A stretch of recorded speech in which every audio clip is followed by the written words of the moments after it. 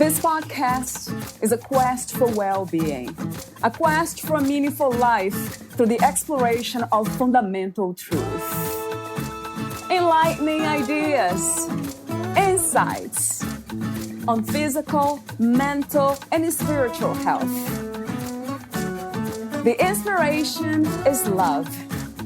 The aspiration is to awaken new ways of thinking that can lead us to a new way of being well. Welcome to Body, Mind, and Soul Healing Conversations.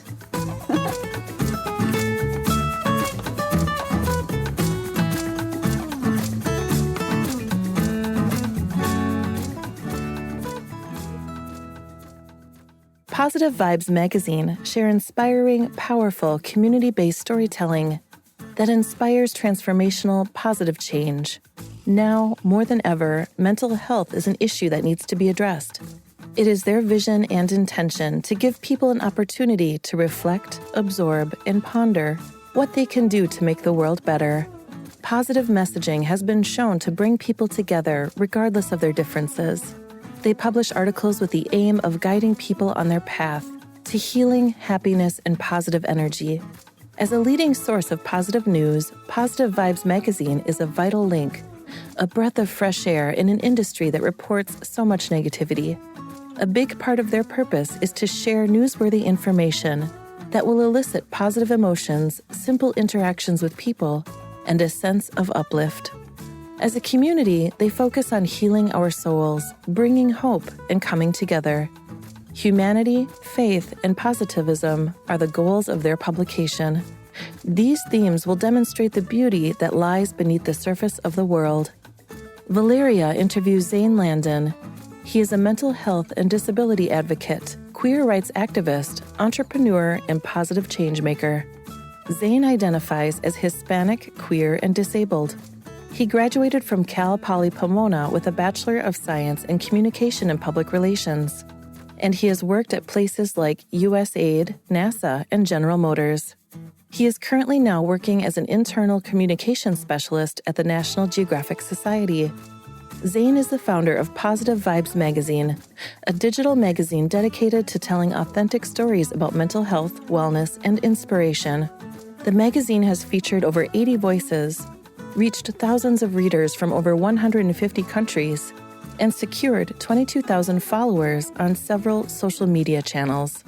Zayn is also the founder and president of Landing Dreams PR, a consulting business working with media and mental health advocates. Zayn attended the first ever Mental Health Youth Action Forum in Washington, D.C., where he met President Biden, Selena Gomez, Dr. Murthy, and Dr. Biden. Out of hundreds of applications, 30 young advocates across the country attended the forum to advocate for youth mental health activation, policy, and inclusion. Zayn is a passionate storyteller who regularly writes about wellness, psychology, and culture for the Power of Positivity, Entrepreneur, Brains Magazine, and Lady Gaga's channel, Kindness. His writing has appeared in several other publications. What inspires Zayn the most is storytelling and how we can leverage powerful stories to create a more inclusive world for all to thrive. He has been featured and appeared on over 50 platforms like Forbes, BuzzFeed, New York Weekly, Authority Magazine, Channel Kindness, Canvas Rebel Magazine, Shoutout LA, Excellion Magazine, Seek the Joy Podcast, Coming from the Heart Podcast, Go Solo, and Yahoo Life. Meet Zayn at positivevibesmag.com. Here's the interview with Zayn Landon.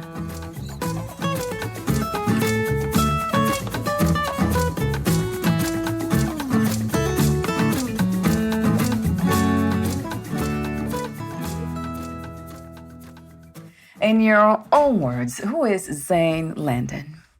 I will say that Zayn Landon is someone who is always trying to be vulnerable and genuine. And that comes out in many different ways. I'm always trying to be there for other people and always show up and have empathy. And that can be really hard. I think it's a hard task for many, which is why there are many people that have a hard time empathizing, but I always try my best to do so. so I can really connect with others and really feel what they're experiencing. I think that's what's going to connect us, when we can really settle ourselves and say that we are different, but I can really understand where you're coming from. I don't think that empathy is an ability. I don't think it is. I think anyone can have it. I think anyone can cultivate it. And I think we need more people that share this understanding with each other, so we can actually build bridges and, not just build the bridge, but also walk together, I ask a lot of questions here on the podcast, and one of the questions that I ask in the end is experiences you wish everyone to have before we die, before we lose the body. And I hear that over and over again. Empathy, just becoming more empathetic, being open to love. You mentioned that being a challenge sometimes, being vulnerable, genuine, being ourselves and being empathetic. Why is it a challenge, Zayn, for you, from your perspective? What is the challenge about that? I think those are three very different ideas, but I think being vulnerable is a very tough challenge because you don't know how people are going to react. You don't know how people are going to perceive you. Some people get scared of vulnerability and maybe they'll stop connecting with you. Maybe they don't want to be around you anymore. We hear the term oversharing, and I think there's an appropriate time to overshare. You don't want to overshare with people you barely know. But once you kind of can build that trust and that connection, and maybe you do kind of overshare. And I think it's sometimes hard when someone on the receiving end is uncomfortable, and I don't blame anyone, because if someone is uncomfortable and they don't want to further pursue the relationship anymore because maybe what they said they didn't like or was intrusive, but the other person's trying to connect, there's a disconnect there. And I don't blame the person, if it doesn't work out. I think it's sad and I wish it does, but I understand both perspectives is what I'm sharing. So I think it's hard to be vulnerable because you never know how people are going to react. And there are people out there, I don't want to say it, but there are people who will manipulate and take advantage of your vulnerability. You see it all the time, that someone opens up and people use it against them, especially if you told them in confidence. And the reason why, again, I think it's hard to be genuine is a lot of times people have been shamed of being their genuine self, or their, as the buzzword is, your authentic self. There's a reason why that term is a trend. The reason why the term authentic self is so powerful is because for the longest time, people did not have the chance to be their vulnerable or their authentic self, which is why we're moving into this new territory where your authentic self is ideal, when I think it's great. And then the last one, having empathy, I think is hard, is because I think it's hard to put yourself in their shoes and really understand what they're experiencing. You have to really dive deep into what they're thinking and what they're going through. And as someone who has certain identities, I don't understand everyone else either. I identify as a man, so I'm not going to understand what a woman's experiences are. But I think so that's a challenge of empathy, and that could be a barrier. But I think you have to move past that and go, I may not understand completely what you're going through, but I can empathize, and I can hear you, and I can validate you, and I can amplify you and your story or whatever it is. I think that's the key. And I don't think there's anything wrong with recognizing. I don't think empathy is like feeling exactly what someone is experiencing, unless you are an empath. That's different though. But I think having empathy is just, you listening and understanding as much as you can. But I think it's also important to recognize, and yourself, you don't have to tell them that, but and recognize, I fully don't actually understand what this person's going through. It's not my lived experience, but I can try to understand. I think that attempt is what's powerful and the connector. The word that came to me was being open, curious. I love curiosity. I am very curious about everything. And I have a lot of fun with that, but it is kind of fun blocker when other people kind of stop us from having that kind of fun, being curious and asking questions and open up, almost like a child. I tend to be that way, and I got myself in trouble so many times, sadly, because it's still sad because I have this podcast because I can't have these conversations with my family members and people around me. And that's why I decided to do this. So I would talk to you, people like yourself. And have this fun, meaningful fun, as I call it. Well, I will share, I think I hate the term curiosity killed the cat, because what it's really saying is, what's really saying is we don't want to learn the truth, because what curiosity is not what killed the cat, it's the truth that killed it. And so I think that sometimes the truth can be scary, which is why people have, not encouraged people to be curious. But I think that curiosity is what makes children so unique and such an innocent thing to see. And I think that it's sad that as we grow up, we forget that it's okay to question everything. It's okay to look at something and think, I don't know what this is, but it's beautiful and I want to learn more about it. And sometimes even make up your own stories. Have fun and make up your own story. Think about the wind and think, maybe we don't know, how does the wind work? Instead of looking at that, think, oh, I'm gonna make up my own story about this. And still have that childlike imagination too, and be curious that way. So I think that's fun. Right. Yes, that's it. And you just mentioned the truth, right? So many of us are not comfortable with that other people's truth. I think in a way we all have our own truth. But I do want to ask you this question. Do you believe that there is a universal truth that we can all be exposed to it if we are open? I think there is a universal truth, but here's the thing. I say that we have different truths, but what I mean is we all have different perspectives. Yeah. I still think there's an ultimate truth. I think there's an objective truth, as in we live on planet Earth, the sky is blue. But again, see, those are like objective facts. But how I think is we all have different perspectives. And so someone could look at the sky and it's going to be green. But for maybe the mass majority, it is blue. So maybe there's a reason why they're seeing a different perspective. So I think we live in a reality and we live in an objective truth in a way. Again, I don't think it's that black and white, but I think we live in some objective truths.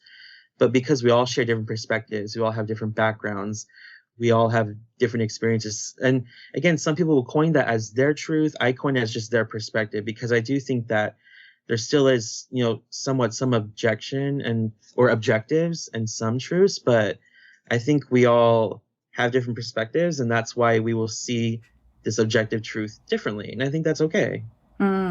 Yes. It's funny you say that, because it just remind me of another curious kind of fact on top of those objective facts that you just mentioned. So the sky is actually not blue. It's just space and it's black. But I don't know why we see blue, but it's not blue. So that's already like a misperception of reality. It's not really blue. And also, it made me think about the sun. I mean, how many of us think about, we go to watch a sunset, but the sun's not setting really. We're moving. The earth is moving. And that's the thing. There you go. That's an objective truth. Our perspective thinks it's that way. So like you said, the sky really, the universe is not, it is black. You're right. But what we see is blue. And, our realities are going to shape us to believe that is the truth. And so it is interesting how, again, objective truths, but like our perspective and our environments will shape how we see that truth. You know what I mean? And you know what it is, and I believe it's just that collective agreement, it seems to me, because then we all agree that the sky is blue because we see and it looks blue, but it's not. In reality, the truth is it's not. And then also the sun, we all watching the sunset, how beautiful, blah, blah, blah. And then if you tell that to somebody, actually the sun is not setting. We are moving downward, that the earth is moving. So what is your idea of positivity? What are some examples of that? Well, it's interesting because I do want to go back just a bit. I just want to finish what my thought was about. No, it's just because what I find interesting is, this idea of truth, and that getting to the truth. And the reason why people are scared of the truth is because, like you said, it may be bleak. It might be not maybe the most exciting thing, or sometimes it may be hard. Yeah. Sometimes the truth, that's why we say ignorance is bliss, and it's completely true. But I think this is how it's going to tie into positivity. To me, we cannot be positive beings without being aware. Because I know some people are going to think, oh, positivity is all about joy and happiness and just feeling good. I don't think that's true. To me, positivity is essentially a mindset, more of a philosophy. And the philosophy is, again, it's going to depend on what you think. But for me, what positivity is knowing that things happen, and that we still have the ability to overcome and fight. That's what I think positivity is. And so I really do think of it as a mindset, and that, we have so many thoughts per day, and studies show that most of those thoughts are negative. And I think that if we can allow more positive thoughts, we change our mindset, we change our habits. And eventually we're thinking more positively. And that changes everything. It changes our outlook. It changes how we feel about ourselves. And it gives us the tools we need to, take care of ourselves and feel better about ourselves. So I really think that positivity is like the mindset of being optimistic, having optimism, but also recognizing that bad things happen, recognizing that hard times is going to come our way and that pain will happen. And positivity is not about ignoring the pain. It's about embracing the pain, embracing those hard moments and how to move forward with them and how they shape you. And so you think of some of the most interesting people who have the most, in my opinion, I've seen people that have the most traumatic lives or have had traumatic past, and they are some of the most positive people because they know that those dark times were only temporary, that they were able to transform their life into something great. And so they also realized that not everything, but they had control in their own lives. They were able to get out of those situations or that mindset, and they were able to create something beautiful for themselves. And now you see them as incredibly successful and they're sharing their story. And so I think that's really what positivity is. It's a philosophy and like a way of living. And it's not about being happy. It's about finding inner peace. That's exactly what positivity is. Oh my God. Do you have any spiritual practices or views of yourself in life? My spiritual views and practices are being open. And I think that's the most important thing. I've heard countless times, you can't pick from the religious salad bar. You absolutely can. I have no problem with that. I have no problem that I do believe in some teachings of Catholicism, and I do believe in the philosophy of Buddhism. I joined a Buddhist group, last year, and it's been an absolute joy to learn about holding yourself accountable and also living your best life and always challenging yourself. I love that Buddhism, a lot of it that I've learned. Again, I'm not anywhere near an expert. Like I said, I'm new, but a lot of times it feels like, what are you going to do about your life? What are you going to do to make this change? You are experiencing hard times, but like, are you chanting? Are you centered with yourself? What are you doing to make this change in yourself? A lot of it is having that beauty come from within, because a lot of it, I feel like a lot of the times, again, about that truth, we're all beautiful, powerful beings. Because of our fears, our doubts, we always are preventing ourselves from reaching that moment. And I think it's sad that we prevent ourselves from getting to that point because of our mindset or these fears that have manifested for so long. And I don't blame people that are stuck with these feelings, because for some, they've lived with them their whole lives, and it's hard for them to have to kind of unravel their brain and what they've learned for so long, right? And so that's what I would say. My spirituality is just being very open. And through the magazine, I know you're going to ask about that. Yeah. I've talked to different spiritual leaders who are a medium or a psychic, or they connect with angels. They will pray to angels and they'll connect and heal people through angels. And I just met with someone who is very devout to Kabbalah and things I didn't know. And Jewish mysticism, I didn't even know what that was. And he told me all about it. And I ordered basically the basic teachings of it to just learn about it, because I, for one, don't really even know too much about the Jewish religion. And so it's interesting to go into this route and learn about it. But I think every single religion has a purpose, and I think all of them can teach very wise, powerful lessons.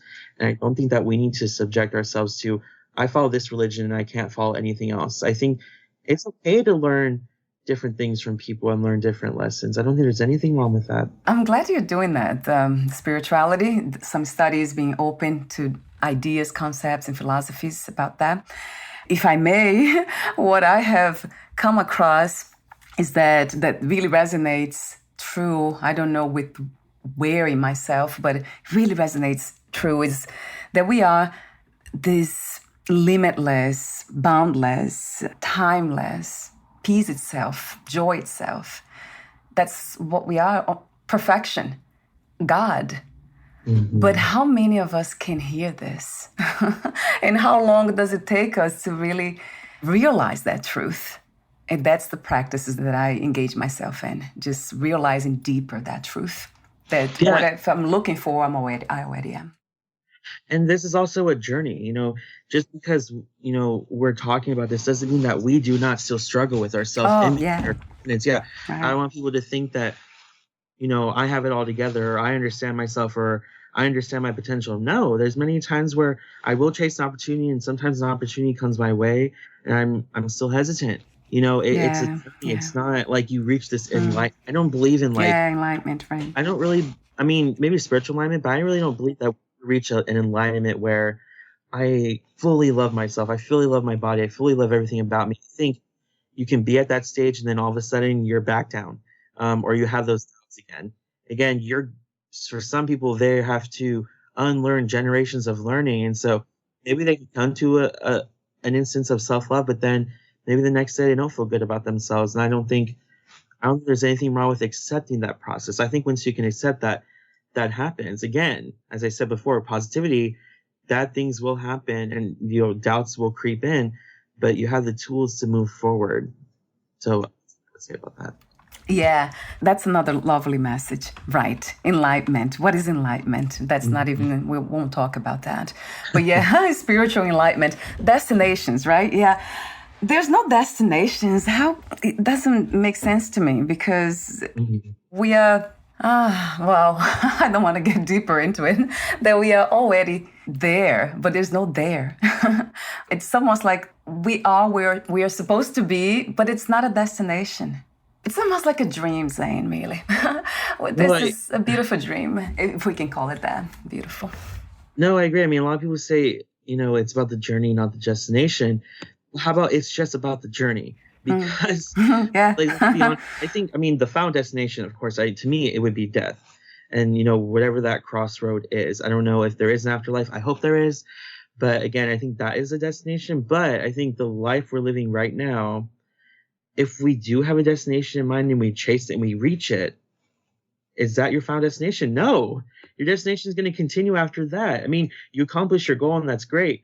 But I don't think it's a destination because, again, your destination always changes. Your purpose always changes. So I wouldn't say trying to reach that moment, that destination. Because also, I think when people reach a moment and they think they're going to be happy, they're not. Because they reach that moment, they're like, well, I've been chasing and hustling for so long. What do I do next? And so, again, for some people, that shift needs to happen where it's like, maybe I need to focus on myself more. Maybe I need to take more time for myself. Maybe I need to stop hustling. Maybe this is a change that I need, whatever it is. And so I think sometimes we have to be careful because, especially with like overachievers or people who accomplish their goals, it can actually be overwhelming or depressing when you accomplish it because it's happy in that moment. Then the next day you kind of lose your purpose. It's like, well, I always need something next. I think that could be a little not destructive, but I think it can be like overwhelming. It can take a toll on your mental health, your spiritual health, because you've like burned yourself out. You know what I Right. mean? Yeah. Yes. Oh, I do know exactly what you mean.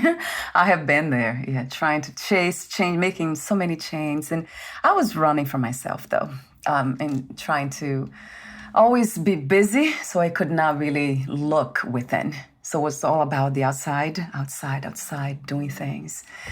And now it's a lot more, but within the human experience, it's a lot more about meaning. Mhm. So, Zayn is a mental health and disability advocate, a queer rights activist, entrepreneur, and positive change maker, and also the founder of PositiveVibes Magazine. And not just that, you also have a podcast that's titled, it's a fun word, The World of Positivists. I didn't pronounce it correctly. I knew I wouldn't.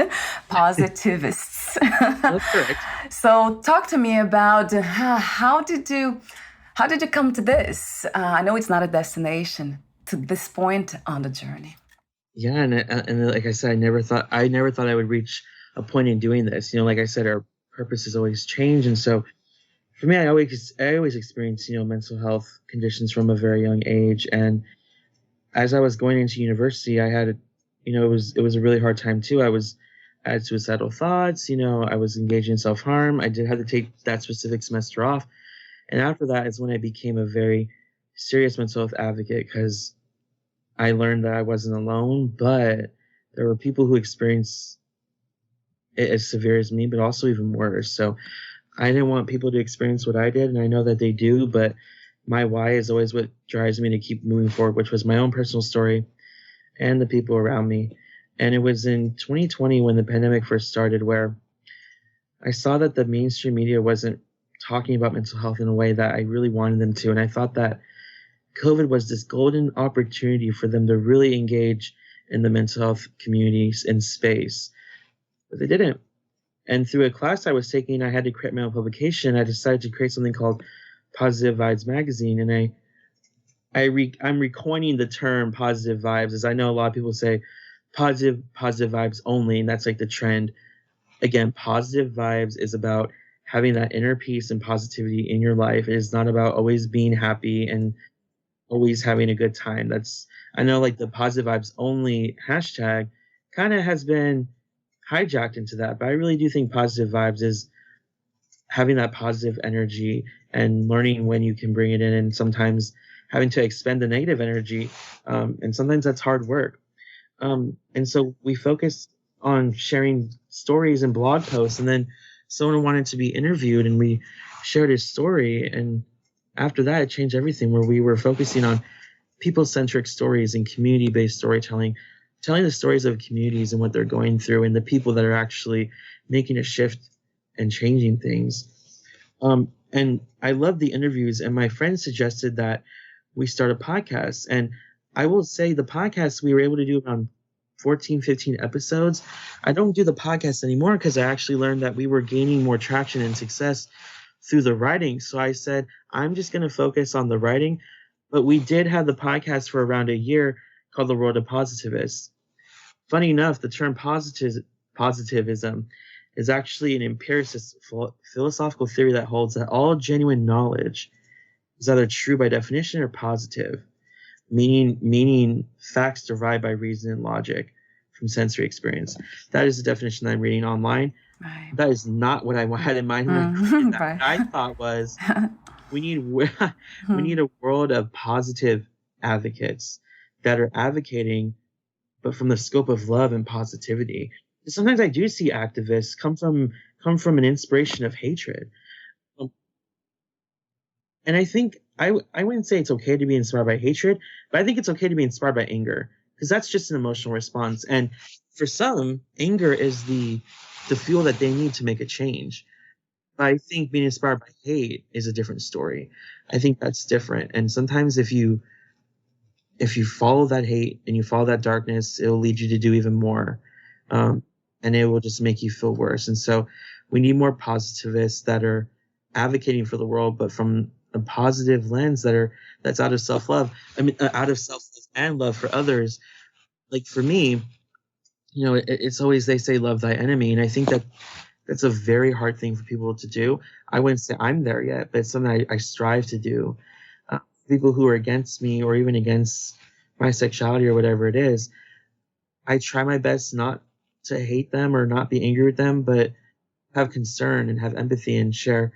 I hope they find that love that they need, because to hate someone for their sexuality or their gender or whatever, it's a very sad thing. And you're carrying around hatred like that. I really hope that one day you don't feel that hatred, because I feel bad that you have to carry it, and you choose to as well. And so, yeah, that is what I will share about, the term positivist. And I try to use it all the time, because I think everything we do, just like you said like a couple minutes ago, everything we need to do should be out of love. And if it's not being out of love, even people who are inspired by anger, they're obviously angry by something, and their love is coming from, I mean, you could say like even the BLM protests that people had, they were inspired by anger, but out of love for their community though. So like it is possible to have anger and love, but again, you want to make sure you're not going into the hatred and darkness, because that can happen, especially when people are angry. So you don't want people to take advantage of that anger too. So anyways, that is what I've been doing with the magazine. I've been doing it for almost 3 years, 2.5 years.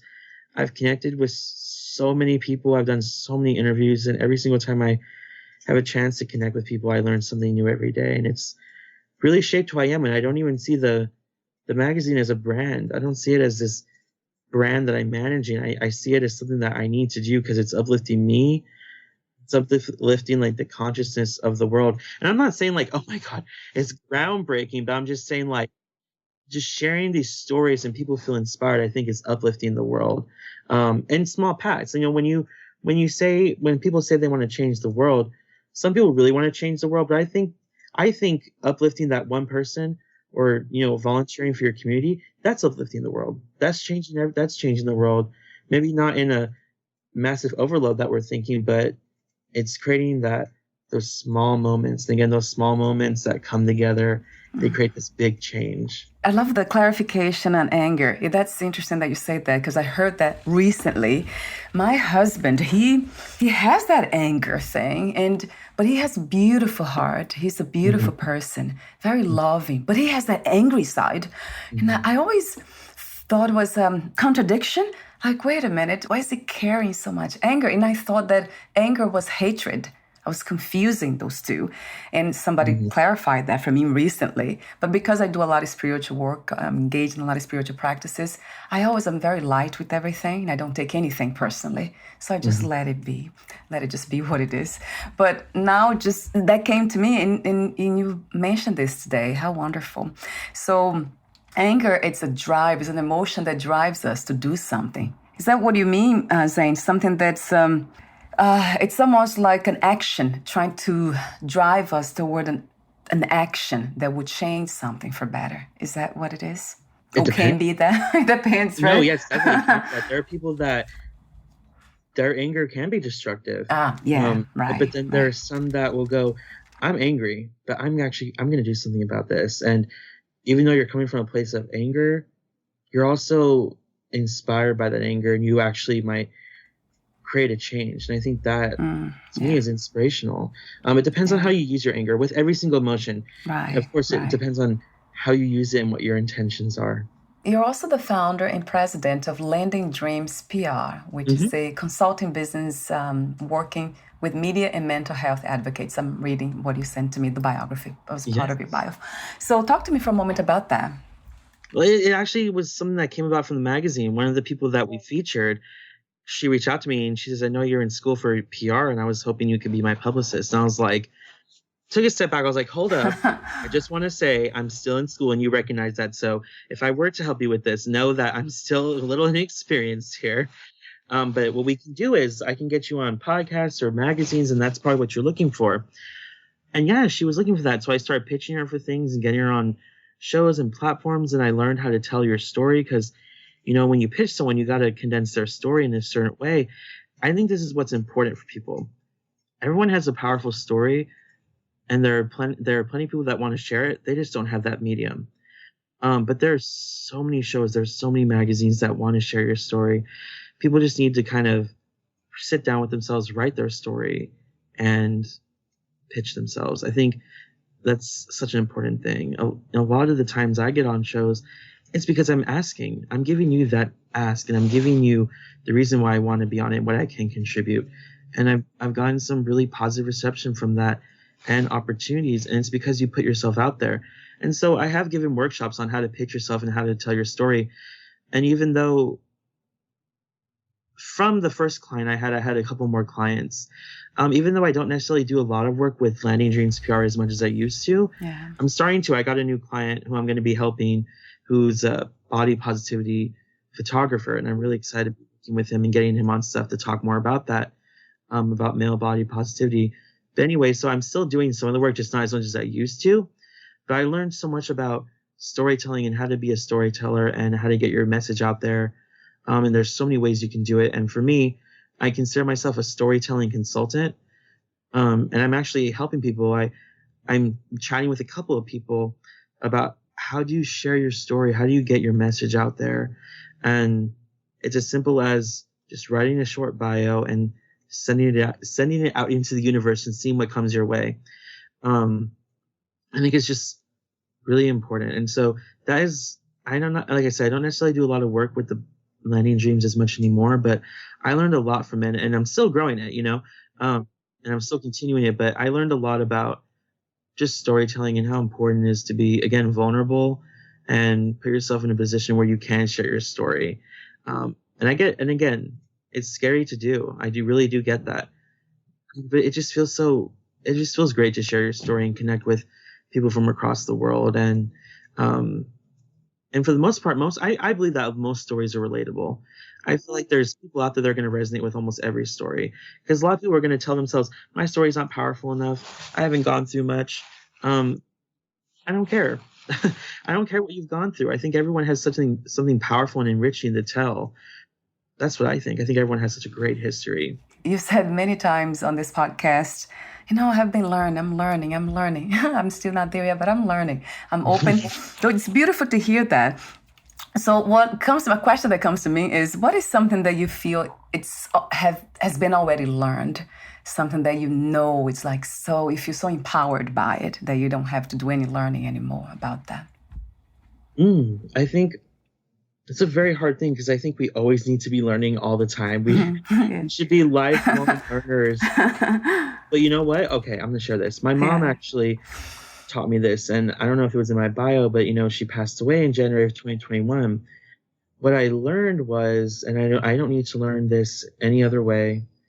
There's ways to show up, of course, but what I learned is that my mom said, and this is what I would tell her, that she doesn't need to worry about me, because she instilled in me the values that she led, which were do the right thing, be a good person, and show the world love, and you will be okay. That's it. I don't need to learn anything else. I don't need to know the whys, the buts, or anything, or the ands. That's it. Be a good person, and you'll be okay. It doesn't mean that you expect good things to happen, but in longevity in your spirit will be cleansed, and you will be good yourself. I don't. When people are good, don't necessarily expect good things to happen, because I feel like life is just natural. Bad things will happen to everyone.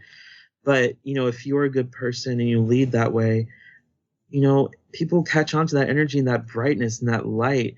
And so if something bad does happen to you, there are people that will know, and maybe they'll come and help you.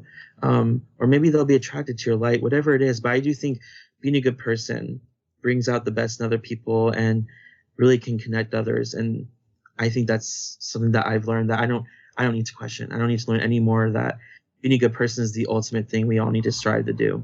Right. Yeah, that's what I wanted to hear. That's why I asked the question. Right. That's it. And to me, it translates into love. That's what it is. I don't think anything bad can come from love. If we are in that space, then it's not that it's happy all the time and perfect, but it's peaceful. Even when tragedy happens, it's still peaceful. And speaking not of tragedy, as I see death as part of life, and it's a natural transition to go through. All of us will go through that. I did read that on Instagram. You had many posts about grief, and you wrote something that caught my attention about your mother. It's a post where you talk about dreams, that you had a dream. The post reads, "One of the hardest things about grief is the dreams." And then you say many things, and then you said, "I believe dreams are a gateway to the unknown, including the afterlife." And then you talk about angels too. So I would love to hear a bit more about that. It sounds very mystical, in the sense that it's almost like a belief system about the afterlife, in the sense of mind continuation, soul's journey. So yeah, talk to me for a moment, a bit more about that. I mean, I just had this very personal dream where I was able to comfort my mom and give her this final kiss goodbye. And then it was vivid. And then I woke up incredibly peacefully. And in that moment, I was like, that was an interesting gateway. And I don't know what it was, but it really felt like even though I was here in my house, I traveled to a place where she was, and she comforted me and I comforted her.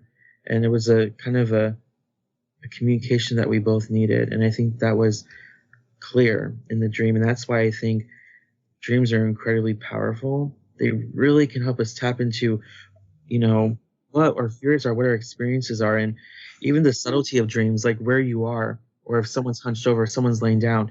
All those are little signs that can give you some insight into what you're experiencing. And again, some people think dreams are just the physical. It's just your mind telling you a message. It's just your mind daydreaming. For me, there are instances where I have dreams where that was clearly what happened. But then I have dreams where it's like, wow, there was some purpose there. There was some mystical element coming into the formula. And I'm like, is that my mom communicating with me? And I do think it is. And again, I don't know. I'm so open to it though. I don't know though. I interpret it that way. It's hard for me not to when, like I said, I woke up so peacefully, you know? There's something about dreams, I agree. I have had some powerful ones, and I still do. Visions, too. It's very lucid. You actually mentioned that, too. Lucid dream, like it was very lucid. Mm-hmm. And that's what I feel, I don't know, it's not a belief system. It's getting to be a lot more of spiritual philosophy and knowledge. Mm-hmm. I wanted to say the fact that this is a dream. Talking to you today, be here, it's the same thing as the dreams we have in the nighttime. And when you say that dreams are a powerful, what's the phrase that you just said? It's almost like it carries meaning, right? Dreams, there's some symbology there. If this is true for the dreams we have at night, and if this is a dream now, this reality as well, then yes, carrying that meaning of love, from my understanding. So why not? If we are having this vision now, this dream now, why not make it a real dream and not let it become a nightmare? So yeah, I don't know if we have, and I believe we do have that choice. The dreams we have at night, it seems like we don't. They can turn into nightmares and we have no control over them. But I believe that this, even though it might look like a nightmare, at some point it might be because the tragedies and the losses and the wars and the violence and all the craziness that happen here. But we can still choose to see love in it, in the sense of clarity and having that peace so present that we don't transcend in the sense of ignoring it, but we just walk with it. As you mentioned earlier beautifully, that imagery about the bridge walking together. I don't know. You inspired me. Oh, thank you. You inspired me too. Thank you, Zayn. So we're almost at the end. I do have a few more questions for you, the ending questions. But before that, would you like to add anything that you left unsaid for today? No, the only thing is just have that innocent curiosity and just run with that, and always question things, and be there for others. And sometimes it's hard when you feel like there's no one there for you, but chances are you are making a change in their life.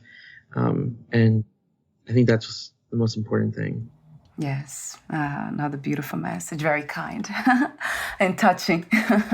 I keep saying that because it is true. What is not to love about these things? I mean, that's what, if this is a dream, this is the beautiful part of the dream, the best part of the dream.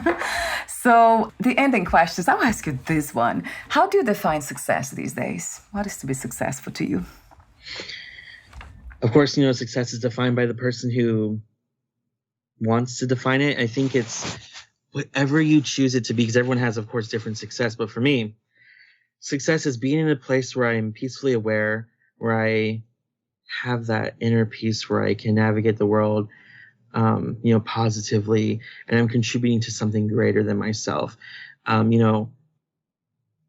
that does include different things. Like I still do want things. I still want a nice house one day. I still want to make a lot of money. I know that may not be necessarily spiritual, but I think that the more resources I can have, the more I can give, though. You know what I mean? Yeah, yes, absolutely.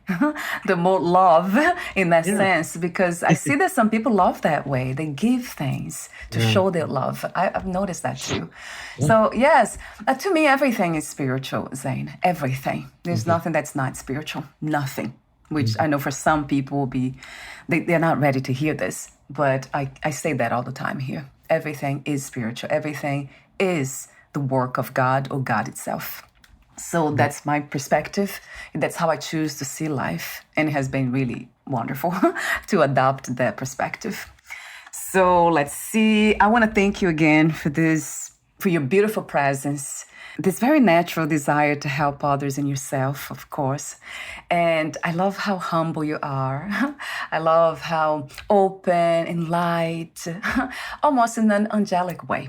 so you know, your presence. Thank That's you. what it came to me energetically, how I felt. So thank you for being this presence in our reality. We do need more of you here.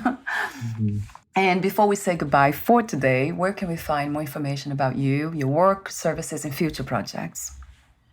Absolutely. I mean, you can find me on my name. So you type in Zayn Landon. I have Instagram, LinkedIn is my main platforms.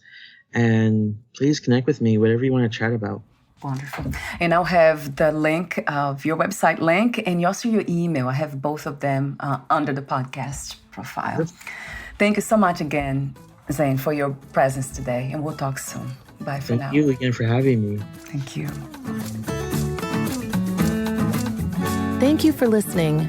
To learn more about Zayn Landon and his work, please visit PositiveVibesMag.com or email him via zaynlandon1@gmail.com.